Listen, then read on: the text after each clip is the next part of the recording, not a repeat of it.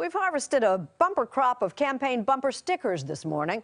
They're part of a hallowed, if sometimes raucous, tradition, as Martha Teichner now tells us.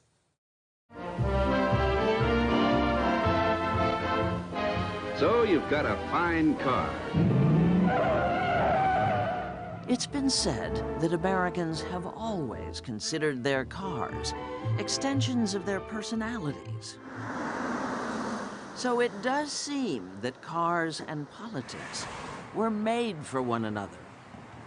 As early as there were cars, there were ways of decorating your car to support your candidate. So where we are is in the main storage area for political history. Harry Rubenstein heads the Division of Political History at the National Museum of American History in Washington, D.C. Before the bumper sticker, which begins in the 1940s, you end up with these kinds of metal pieces that can weather the storm. Looks like your classic bumper sticker. Yeah. This one just happens to be from 1928. But then came World War II. They are bright. Along with it, technology, including day-glow colors and adhesive paper. It wasn't long before somebody put them together. Forrest Gill of Kansas City, Missouri. So he put the idea of the bright colors and the sticky paper together to come up with a bumper sticker. Mark Gilman is his son-in-law and chairman of Gill Studios, now located in Lenexa, Kansas. His innovation was to make the bumper sign self-sticking. America's post-war love affair with the automobile guaranteed that these traveling billboards got around. But tourist attractions, not political campaigns, were the original users. America speaks at the polling booths from... 1952 was the first real bumper sticker presidential election. General Eisenhower signs the register... Eisenhower versus Stevenson. Ike versus Adlai. This is sort of a play on Adlai Stevenson and his worn-out shoe. They kept using it as this, he's working so hard to win your vote. But then obviously the Republicans also use it as an attack on him. Today, there are thousands of bumper sticker producers. Gill Studios is one of the bigger ones. In an election year, this one company prints 40 million, 15 million of those political. Just a wide range of candidates for Congress, for sheriff. Gill prints whatever message a customer wants, positive or negative. The company has no political agenda. Feel free to look through. There's all kinds of... Absolutely. That is definitely not the case for the people who commission them.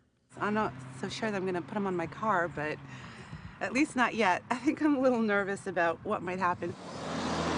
How toxic is this year's presidential race that any one of these little punchlines David Ellis is selling outside his Westport, Connecticut home... Well, thank you so much.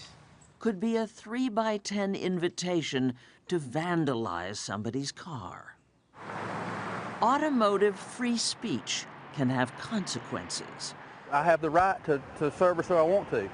You might have seen the story in May about the South Carolina tow truck driver who refused to tow a disabled woman's car because she had a Bernie sticker on it. He says, "No, you're Bernie supporter." And I was like, "Wait, really?"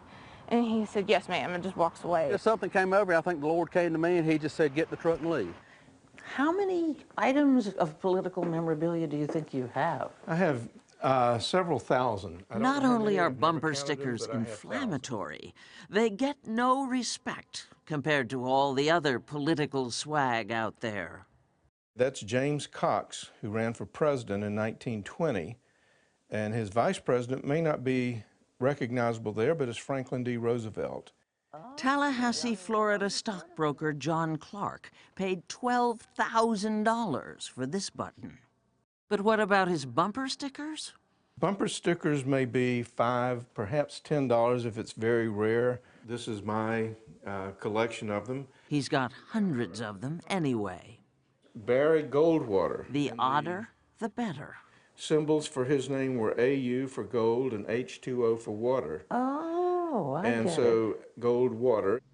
Once free, Now you have to pay for bumper stickers, mainly so that campaigns can scoop up your name, phone number, and email address. Gill Studios has noticed they're good for something else. Do you ever have an informal correlation between the highest number of bumper stickers and who wins?